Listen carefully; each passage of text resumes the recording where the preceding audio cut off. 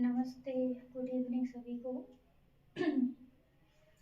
चलिए, हमने अपनी पहली क्लास में क्या किया था कि हमने क्लास 12th के सिलेबस को और कुछ टॉपिक्स को डिस्कस किया था यहाँ पे। ठीक है, तो हम उसको आगे कंटिन्यू कर रहे हैं। अब आपका क्या है, हमने आपको इलेक्ट्रिक चार्ज और इलेक्ट्रिक फील्ड के बारे में समझा दिया था कि इलेक्ट्रिक चार्ज क्या होता है। क्या है इलेक्ट्रिक चार्ज?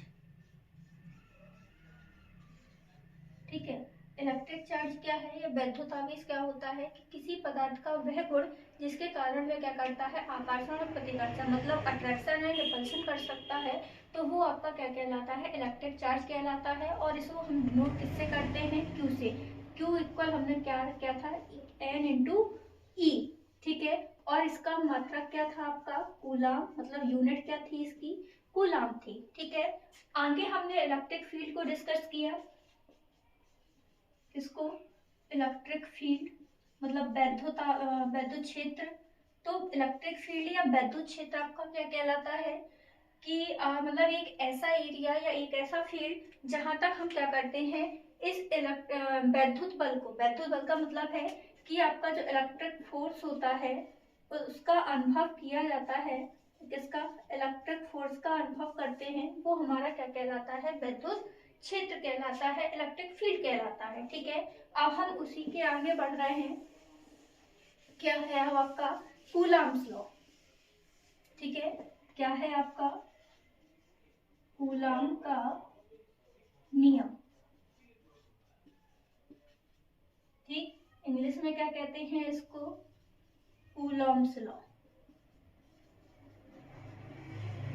ठीक है, तो कूलाम का नियम क्या है कि हमने मान लीजिए यहाँ पे हमको दो आवेश दिए गए, दो चार्ज हैं, कौन कौन से, Q1 एंड Q2, और दोनों कितनी डिस्टेंस पे हैं आपके, r डिस्टेंस पे एक दूसरे से क्या है, स्थित है।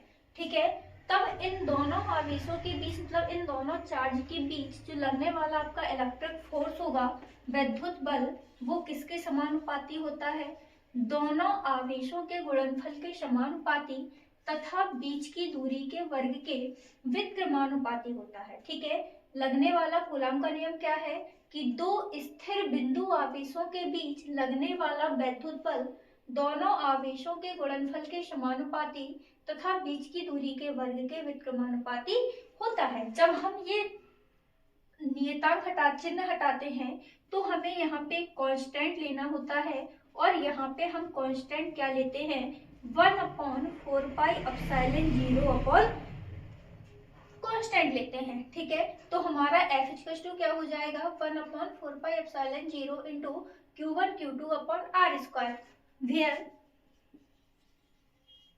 1/4πε0 क्या है, एक नियतांक है, मतलब कांस्टेंट है, जिसकी वैल्यू कितनी होती है आपकी 9 इंटू 10⁹ न्यूटन मीटर स्क्वायर पर कूलाम स्क्वायर।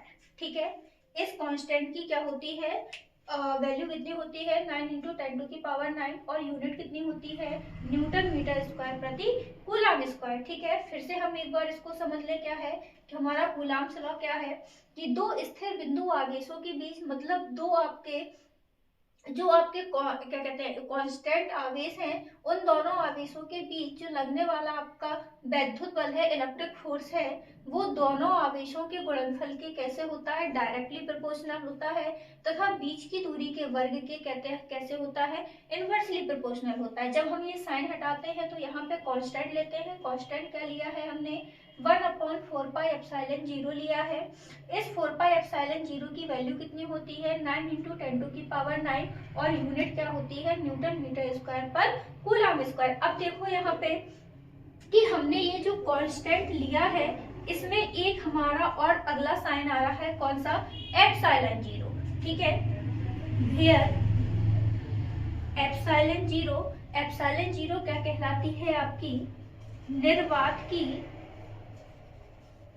वैद्युतशीलता। क्या कहलाती है, निर्वात की वैद्युतशीलता, और इसकी जो वैल्यू होती है आपकी, वो होती है 8.85 इंटू 10⁻⁻12। यूनिट क्या हो जाएगा, कूलाम पर मीटर स्क्वायर इंटू न्यूटन। ठीक है, इसका जस्ट उल्टा हो जाएगा। तो ये हमारा कूलाम्स लॉ है आपका।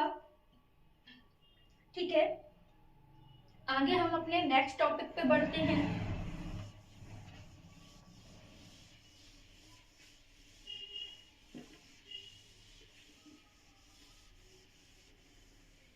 ठीक है, हमारा जो नेक्स्ट टॉपिक है वो है क्या है, वैद्युत द्विध्रुव। वैद्युत द्विध्रुव, ठीक है, इसको इंग्लिश में कहते हैं इलेक्ट्रिक डायपोल।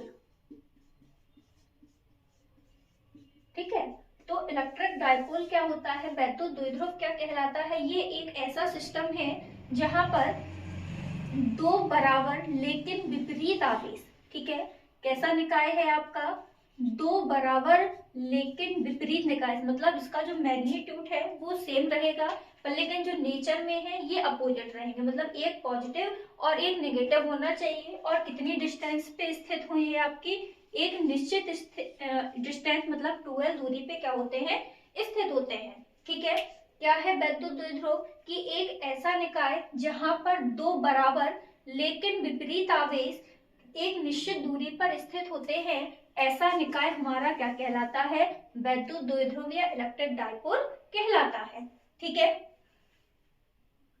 अब इसके बाद आते हैं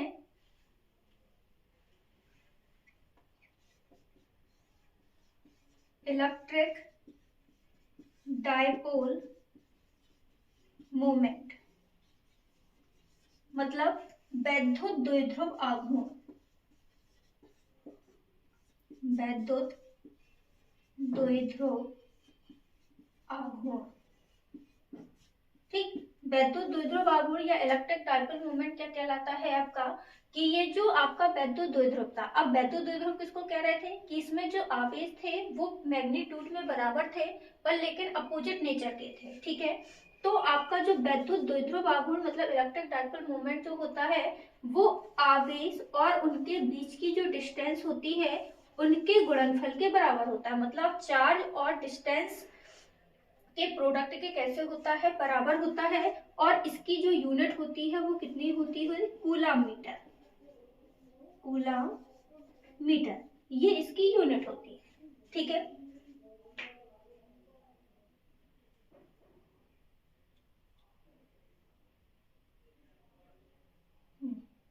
हो गया ये। अब आते हैं हम अपने नेक्स्ट टॉपिक पे।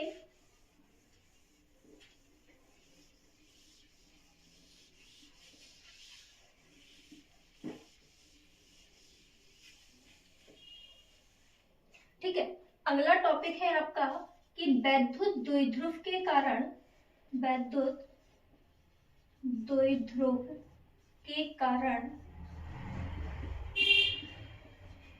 अक्षीय स्थिति में, अक्षीय स्थिति में वैद्युत क्षेत्र की तीव्रता, वैद्युत क्षेत्र की तीव्रता। ठीक है, अब हमें क्या करना है, इस इलेक्ट्रिक जो आपका डायपोल है इसके कारण हमें एक्सिस में क्या लेना है आपका, वैद्युत क्षेत्र की तीव्रता मतलब मैग्नेटिक फील्ड ऑफ वो निकालना, इंटेंसिटी ऑफ मैग्नेटिक फील्ड निकालनी है। ठीक है, तो जब हमें निकालनी है तो हमने सबसे पहले हम यहाँ पे क्या ले लें, हमने एक आपका इलेक्ट्रिक डायपोल ले लिया। ठीक है, और इस पर हमने बराबर परिमाण के मतलब बराबर मैग्नीट्यूड के और उसकी जो डिस्टेंस होती है 12, इस पर इन दोनों को हमने क्या कर दिया, प्लेस्ड कर दिया मतलब स्थित कर दिया। ठीक है, अब हम क्या करते हैं कि इसका जो मिड पॉइंट होता है मध्य बिंदु, इससे हम r दूरी पर मतलब r डिस्टेंस पे एक हमने एक अदर पॉइंट लिया P और इस P पर हम क्या निकालेंगे, वैद्युत क्षेत्र की तीव्रता निकालेंगे। तो हम सबसे पहले ये जान लें कि A से P तक की और B से P तक की जो हमारी डिस्टेंस होगी वो क्या निकलेगी। ठीक, तो यहाँ से अगर हम डिस्टेंस देखें तो अगर हम AP निकालेंगे तो हमारा AP कितना निकलेगा, R प्लस L और बीपी कितना निकलेगा, आर माइनस एल। ठीक है, ये हमें डिस्टेंस मालूम हो गई। अब हम जानते हैं कि एक बिंदु आवेश के कारण वैद्युत क्षेत्र की तीव्रता क्या होती है। ठीक है, तो सबसे पहले हम क्या करेंगे कि हम जो हमारा आवेश माइनस क्यू है, इसके कारण हम पी पर क्या निकालेंगे, वैद्युत क्षेत्र की तीव्रता निकालेंगे, माइनस क्यू कूलम आवेश के कारण बिंदु पी पर वैद्युत क्षेत्र की तीव्रता।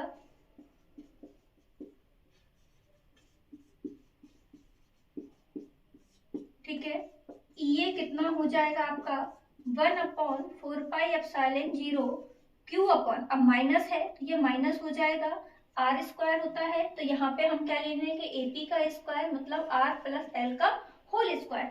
इसी प्रकार हम ईबी निकालेंगे। ठीक है, कितना आएगा 1/4πε0 q upon are minus L का होल स्क्वायर। अब हम इसका मैग्नीट्यूड निकाल लें, मतलब नेट मैग्नेटिक फील्ड निकालेंगे, परिणामी मतलब नेट। ठीक है, नेट मैग्नेटिक फील्ड निकाला हमने तो कितना आएगा, E equals to EA plus EB। ठीक है, वैल्यू पुट करेंगे हम इसमें तो कितना आएगा 1/4πε0 माइनस का Q upon R plus L का होल स्क्वायर, और यहाँ पे आ जाएगा Q upon are minus L का होल स्क्वायर। अगर जब हम इसको सॉल्व करेंगे तो हमारा जो E बराबर निकलेगा वो कितना आ जाएगा 1/4πε0 2p अपॉन आर क्यू। ये जो होता है वो ऑन एक्सिस आपका वैद्युत द्विध्रुव के कारण, ठीक है, वैद्युत क्षेत्र की तीव्रता है कितना 1/4πε0 2p अपॉन आर क्यू। ठीक, समझ में आ गया हो तो प्लीज वीडियो को लाइक शेयर एंड सब्सक्राइब जरूर कर दें तथा प्रेस,